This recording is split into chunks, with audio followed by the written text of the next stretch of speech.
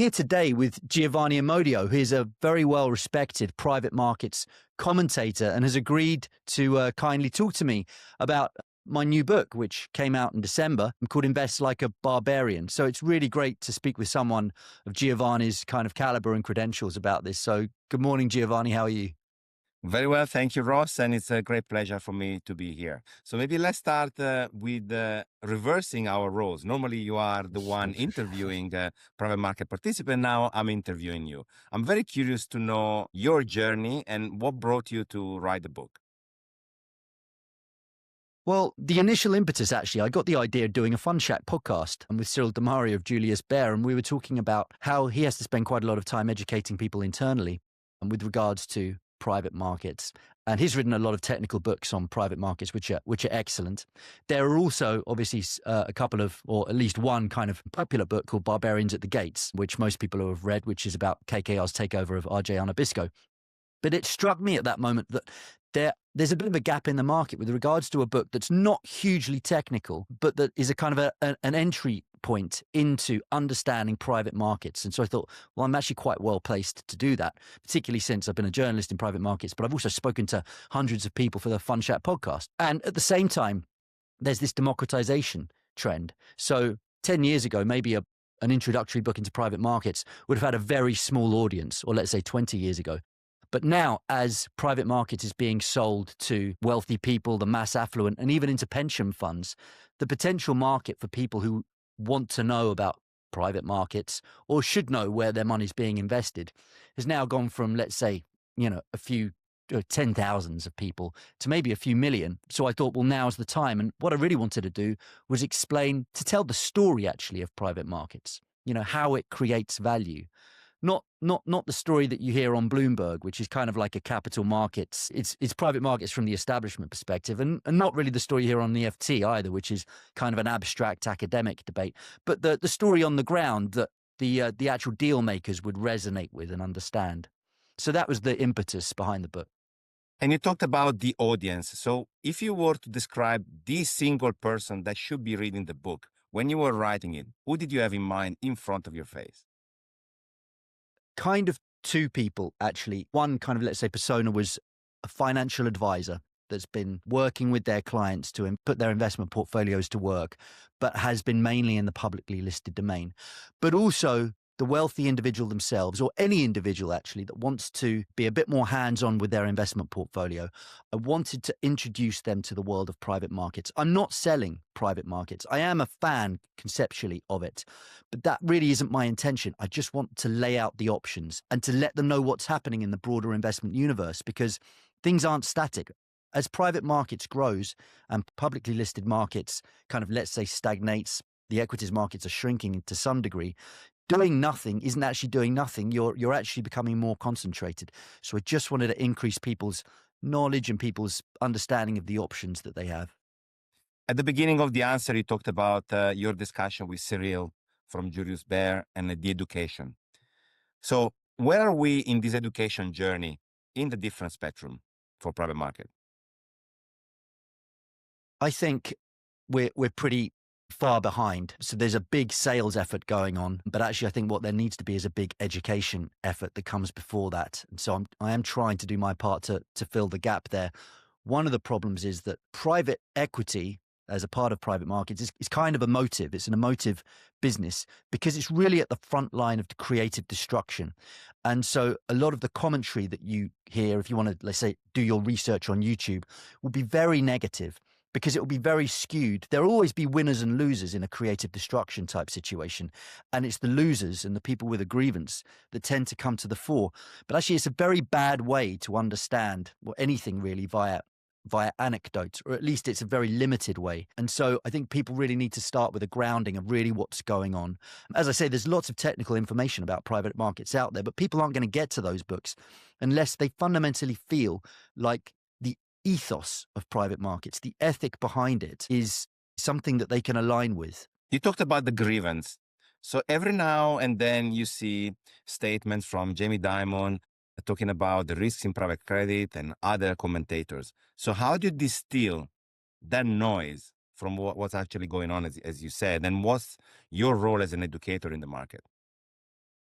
That's a really good point. I think there's a lot of misinformation about private credit in particular at the moment, not just from Jamie Dimon. I think even from people that should really know better, regulators and central bankers. They're all making a lot of noises about the risks, the systemic risks. So of course there's risk in private credit. This is the risk business.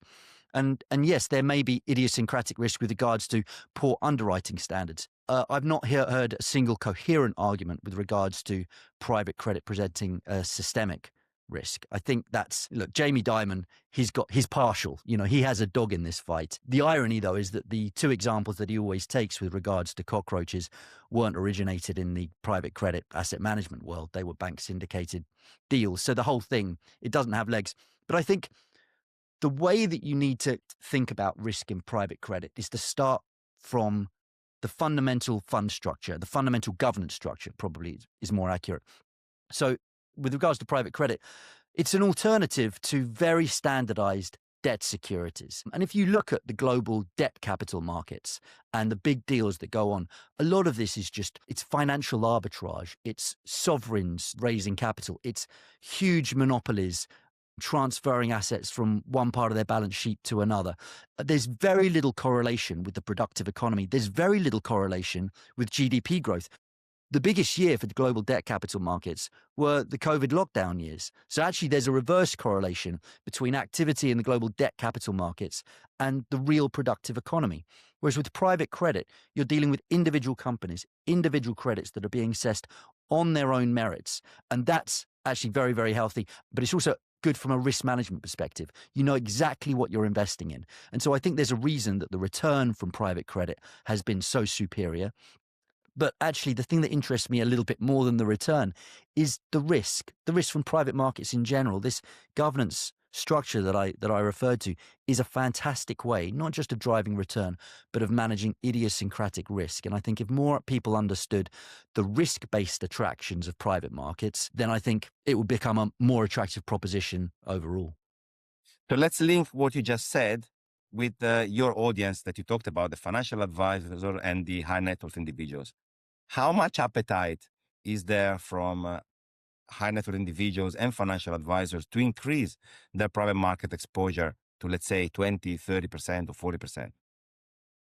So in my anecdotal experience, among the wealthy individuals themselves, actually, I think there's a huge amount of interest and appetite. We can tell that from like our YouTube channel, for example. A lot of people want to go to the source and find out what's going on here, what's the ethos and the ethic behind it all, and whether it's something they want to know about. With regards to the financial advisor community, I think it's slightly polarized. I think they're being a little bit ambushed at the moment, and they feel like this is something that they really have to know about at the very least. But I think they are very much skewed by the misinformation that I mentioned earlier. I think a lot of financial advisors in the UK and the US, there's a cohort of them that are just very anti-private markets. And no matter what you do, they're going to be anti it. It's something like an ideological position, which isn't great for an advisor. But there are others that just know the reality of the situation, that public equity markets are shrinking, private credit is growing, and they need to get up the curve on this. And in your interaction with the hundreds of people that you've spoken to for your Fund Chat podcast, what about the data transparency in private market? From your experience, is the data becoming as close as possible to the data that we have in public markets, or there is still a massive gap that will never, ever be closed?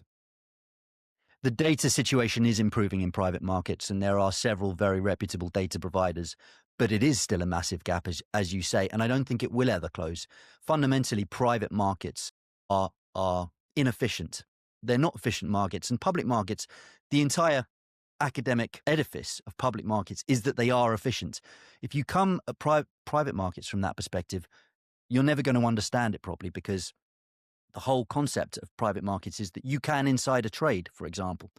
It's playing on insider knowledge to your advantage, perfectly legally, I should say. And so, in a sense, you almost don't want a perfect transparency, because if you get that, you've sacrificed something, and what you've probably sacrificed are investment returns.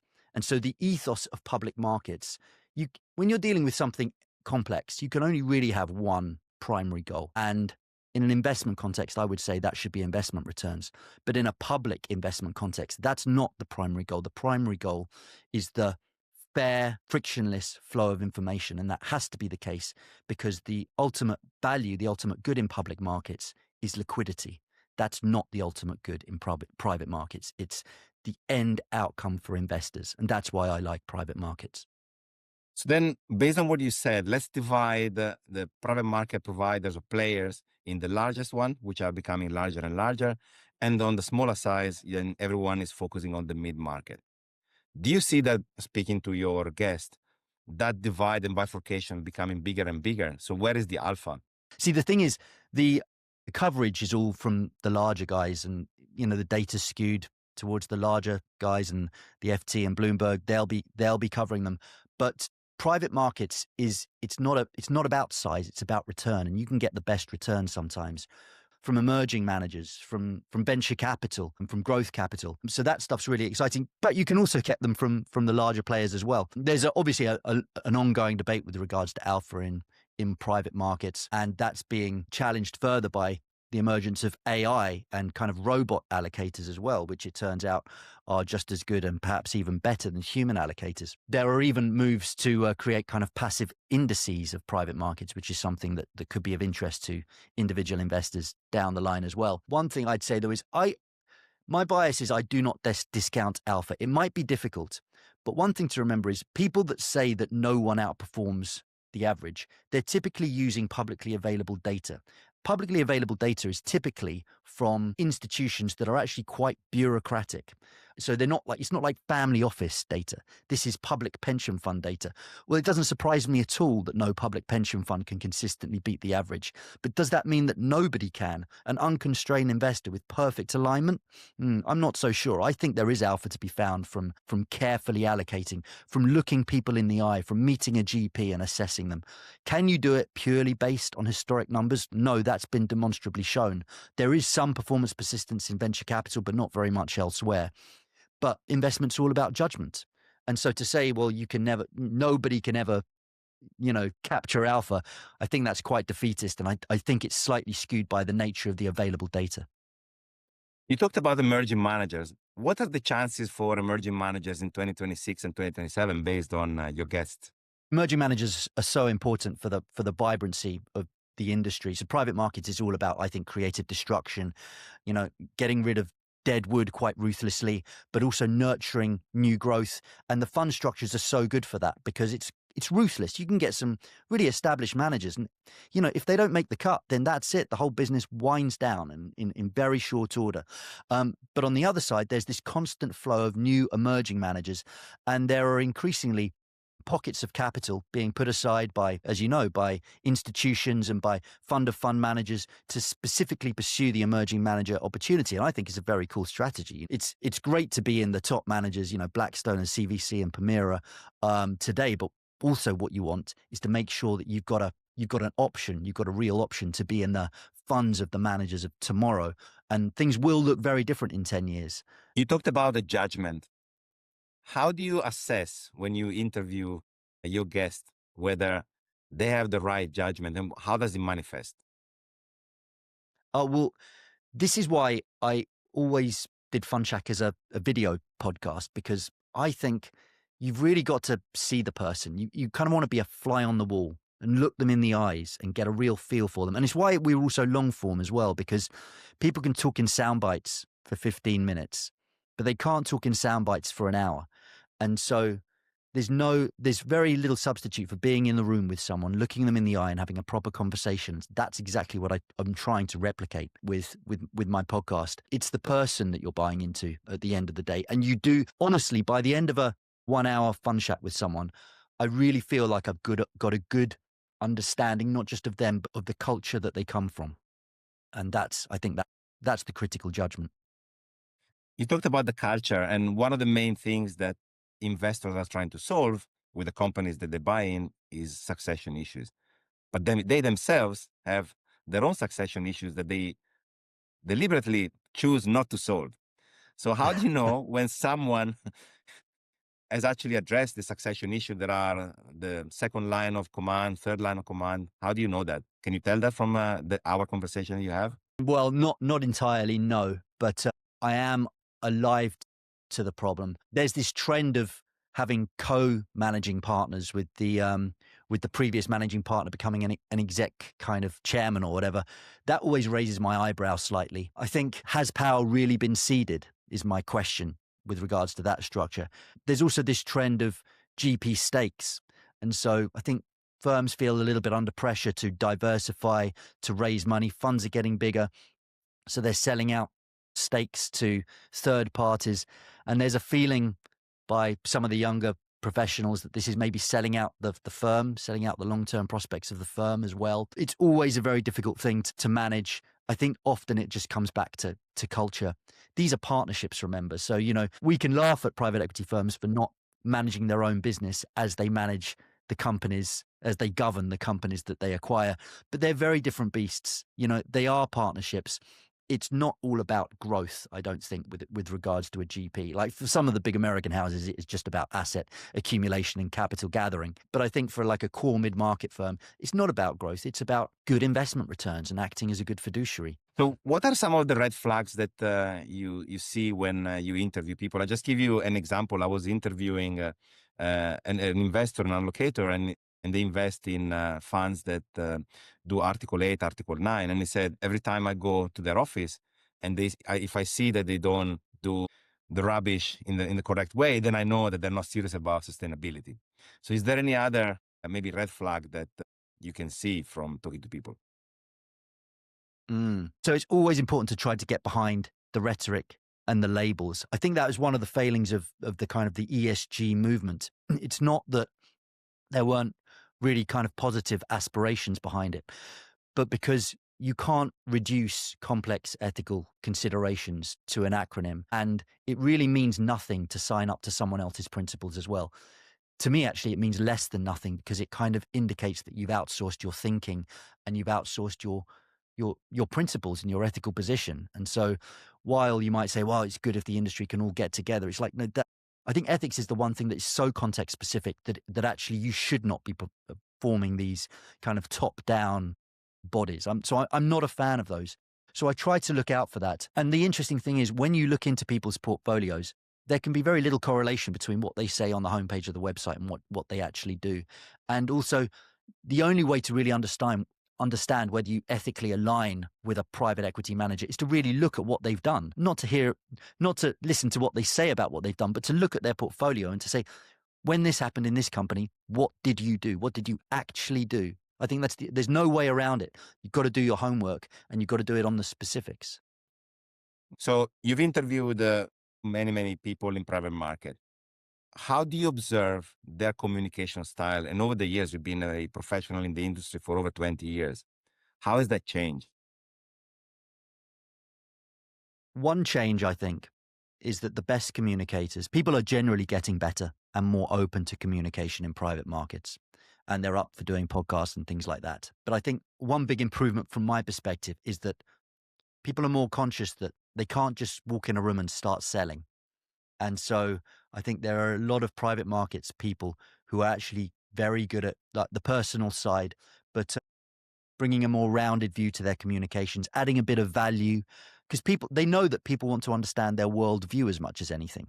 And so there's nothing worse than sitting down with a kind of like a mid-market buyout guy who wants to tell you, we do 6 sectors and we do buy and build. Everyone's been saying the same thing for so long. You've got to add something more. I want to really understand how you go about things. I mentioned culture a couple of times on this interview, but that really is what I'm trying to get to. It's not strategy, because strategy on paper, for 90% of buyout firms, for example, it's almost indistinguishable. But the cultures are all so different. So how do you get from one layer to the other? That's the important thing. And a good communicator can do that. So let's go back to the book. So why should someone read the book, and what would be the main takeaway, the single main takeaway for the book? Well, one thing I'd say about the book is that it's not just for people that don't know about private markets. I wrote it so that, my friends in private equity and private credit, they can read it and still find it of interest. There's stuff in there that you won't have read anywhere else. The main takeaway, I think, I wrote it because I think that if you're invested in something, you have something like a moral responsibility to understand the principles on which that money is being invested. I think capital allocation is a grave responsibility, and that starts from the end investor. So you need to know what's being done with your money. That doesn't mean you need to know exactly where it's being put. And of course, you're very often dealing with blind pools of capital in private markets. You can't know. But what you should know are the principles on which your money is being invested. That's essential. And you've been an expert in the field for the last 20 years. How is communication evolving over the next 20 years into respect of the medium that is being used? So you talked about the podcast, you talked about the book. In 10 years' time, 15 years' time, how are people consuming the content? Video. I think it's happening already. It's happening at a furious rate. I've actually been amazed. When I set up FundShack in 2019, it was kind of on a hunch that this might be quite a good medium for getting across private markets messaging. But I had no idea of the incredible uptake that video would have. It's particularly growing in the wealth community. So the wealth managers and private banks, that's how they are communicating now. And I would imagine in 10 years' time, you'll see private markets managers, they send out these fund reviews and these quarterly updates. People don't want any of that. They want to look someone in the eye and they want clear, quality, concise narrative reporting that's live or that's recorded, but that they can watch. And they know it's a real person. They've met that person. It's not AI slop. It's real and they're getting it, but it's not defensive literature and it's not propaganda. It's real. So I really think that's the way all communication is going. It's going that way across business. But private markets will not be immune to it. And if you want to tap in to the democratization trend and the wealth trend, you have to be doing video. So yeah, I think that's the major trend in communications: authenticity and kind of some kind of live component. What's the future of the written component of communication? Well, that's being disrupted so radically with chat GPT and so on. I think the future has to be succinct and quality because it's so easy to baffle people now with reams and reams of defensive type language and huge kind of information memorandum. That's not what people want. So I think everything is becoming sharper. To some degree, AI raises the bar. If you want to be heard, you need to be adding value. You need to really get in the shoes of your reader and think, right, this person is busy. If I'm going to capture their attention, I need to be honest, I need to be authentic, and I need to be doing better than what some averaging large language model could do. What's the future of a podcaster and of communication professionals? One of the problems with professional corporate communications is that for many decades, it was dominated by the PR firms, public relations firms, once known as spin doctors. And I think that is a community of consultants that can be sometimes quite cynical and quite defensive. And their approach doesn't always necessarily speak to authenticity. And I think good quality communications that builds trust over the long term, sustainably, has to be authentic. It can't be defensive. It has to be open.